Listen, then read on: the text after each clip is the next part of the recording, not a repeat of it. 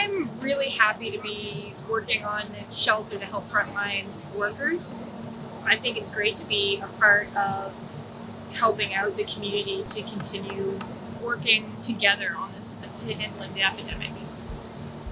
It gives people a lot better on-site experience than just being in the classroom. It's a lot different experience than, you're in the classroom, you're constantly getting instruction. This is, you gotta know what you're doing going in, and you just get to work with what you're doing.